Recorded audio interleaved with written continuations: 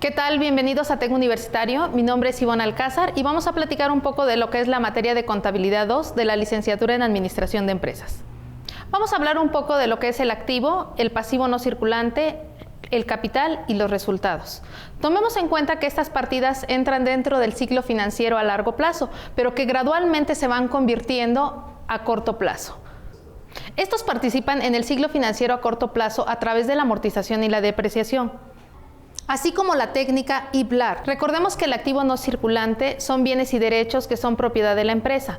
Dentro de estos bienes se encuentran desde los bienes inmuebles, el dinero y lo que son las contingencias. Las inversiones permanentes son representadas en valores negociables o de inversión. Estas son tratadas en 4 apartados diferentes, que son inversiones permanentes cotizadas en bolsa, inversiones permanentes no cotizadas, inversiones en compañías asociadas y subsidiarias y lo que son los depósitos en garantía a largo plazo. Estas deben ser valuadas a su valor nominal y recordemos que cuando hay inversiones en moneda extranjera se deben de convertir al tipo de moneda nacional.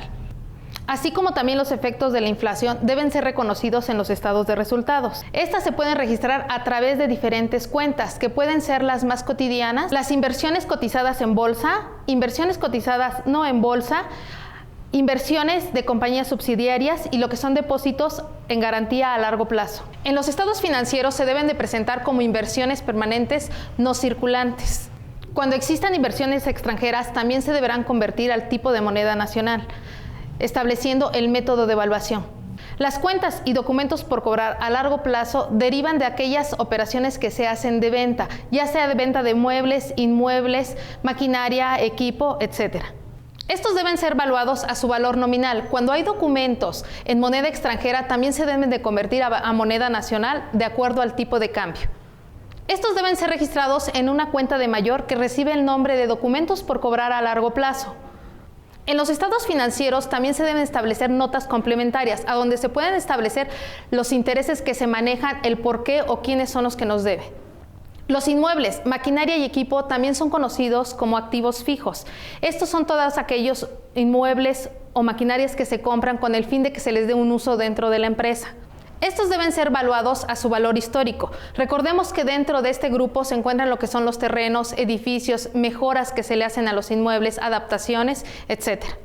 En estos rubros también se debe de reconocer los efectos de la inflación utilizando el Índice Nacional de Precios al Consumidor. La depreciación es un procedimiento a través de la cual se va a distribuir el costo de los inmuebles o de cualquier bien. Los métodos de depreciación son 4. El método de línea recta, que lo podemos ver en la siguiente fórmula cómo se aplica. Como podemos observar la fórmula del método en línea recta, ¿qué nos dice? Es costo menos valor de desecho entre años de vida útil. Esto nos da como resultado el monto de la depreciación para cada año de vida del activo. El siguiente método, como podemos ver en la siguiente fórmula, pertenece al método de saldos decrecientes, que nos dice hay que dividir 100 entre la vida útil del bien inmueble y el resultado se multiplica por 2. Esto nos da como resultado el porcentaje para ser aplicado al saldo en los libros. El siguiente método es el método de la suma de los dígitos de los años. Como podemos ver aquí un ejemplo, ¿en qué nos va a ayudar? Se determina con base en los años de vida y la suma de los dígitos de los años para obtener las fracciones anuales. Como podemos ver en este cuadro, ¿qué es lo que se hace? Se suman todos los años. Si sumamos 1, 2, 3, 4 y 5 de los años, nos da como resultado 15. Ahora, el 1 es dividido entre 5. Y nos va a dar una fracción. Cada una de esas fracciones, si se fijan, nos da el 100 como resultado. Y el último método es el método de unidades de producción. Esta fórmula, ¿cómo la aplicamos? Es el costo menos el valor de desecho entre las unidades estimadas de la producción o servicio durante la vida útil. Y esto nos va a dar como resultado el costo de depreciación por unidad. Los activos tomados en arrendamiento deben ser tratados conforme a lo que establecen los contratos.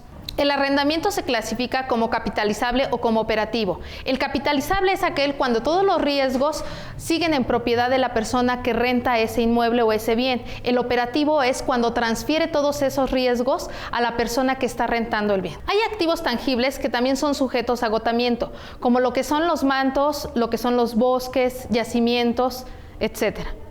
Para determinar la cuota de agotamiento de estos, podemos aplicar la siguiente fórmula. Como vemos, es la inversión menos valor residual Esto entre el total de unidades esperadas y nos va a dar como resultado la cuota unitaria de agotamiento. El registro de esto se hace a través de cuentas de mayor por los mismos conceptos. La adquisición de inmuebles, plantas y equipo se puede registrar a través de la siguiente cuenta que vamos a conocer. Esta cuenta tiene los siguientes movimientos. La cuenta recibe el nombre de maquinaria y equipo en tránsito. ¿Cuándo es cuando vamos a cargar? Por el importe de la factura de compra, gastos de transporte, seguros, maniobras, derechos de importación, gastos de manejo de aduana y costos de instalación y prueba. ¿Cuándo vamos a abonar? Por la transferencia a las cuentas de inmuebles, planta y equipo correspondientes. La adquisición de estos puede ser por lote, por canje, por cobro.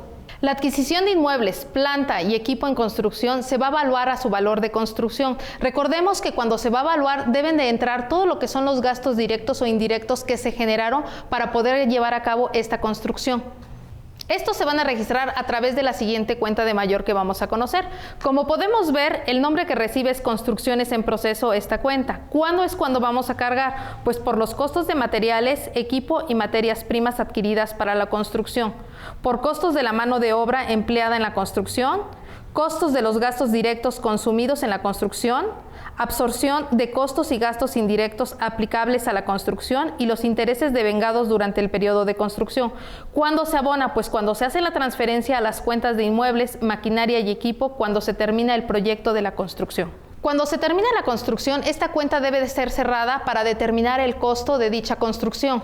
Ahora, las adaptaciones y mejoras que se realizan, recordemos que estas van a aumentar la eficiencia de operación de la empresa y que también deben ser registradas.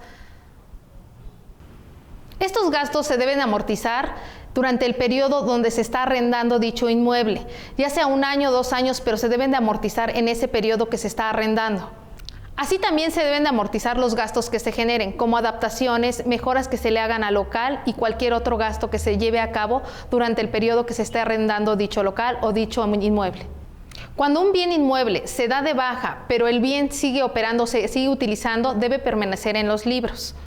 Estos bienes inmuebles se pueden dar de baja en los libros cuando es por cambio. ¿Qué significa? Cuando entregamos a cambio ese bien inmueble y nos entregan otro, también se produce una utilidad o una pérdida que se debe registrar en los libros. Por venta, es decir, cuando ese bien inmueble lo vendemos, también podemos recuperar una parte de lo que vale ese y también hay que registrarlo en lo que son los libros o en los estados financieros. Cuando el bien inmueble es retirado pero se encuentra ocioso, también hay que registrarlo en una cuenta especial que recibe este nombre.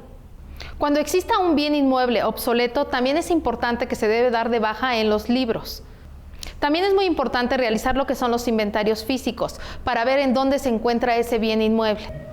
Los activos diferidos o activos diferidos son un derecho o un privilegio del que podemos gozar en un futuro, a un plazo mayor de 1 año. Estos deben ser evaluados a su valor de adquisición y recordemos que siempre cuando hay algo en moneda extranjera se debe de convertir al tipo de cambio de moneda nacional. Así también los efectos de la inflación se deben de reconocer siempre en los estados financieros, hablando de cualquier rubro. Estos rubros los podemos registrar a través de las siguientes cuentas que vamos a conocer. Como podemos ver, la primera cuenta es concesiones, franquicias, derechos de autor y nombres comerciales. ¿Cuándo cargamos? El costo de las concesiones, franquicias, derechos de autor y nombres comerciales comprados o desarrollados. ¿Cuándo abonamos? Por las bajas o cancelaciones de las concesiones, franquicias, derechos de autor y nombres comerciales que se estimen sin vida útil o sin generación de utilidades. O también cuando es la amortización de las concesiones, franquicias, derechos de autor y nombres comerciales. Otra cuenta que podemos conocer es gastos de emisión, colocación y descuentos de obligaciones. ¿Cuándo cargamos? Por los descuentos de la emisión de las obligaciones, gastos de emisión de las obligaciones, gastos de colocación de las obligaciones. Cuando abonamos por la aplicación de los resultados durante la vida de la emisión. Esta cuenta siempre va a tener un saldo deudor. La tercera cuenta que podemos observar es gastos de investigación y desarrollo. ¿Cuándo llevamos a cabo los cargos? Por los costos de materiales utilizados, depreciación de equipo e instalaciones destinados a la investigación, costos de equipo e instalaciones, sueldos y salarios y costos relativos del personal de investigación. ¿Cuándo abonamos? Aplicación a resultados de operación durante el periodo en que incurren los gastos de investigación, aplicación a resultados de operaciones durante los años de amortización de los gastos de desarrollo. Podemos observar otra cuenta más que es gastos de mercadotecnia.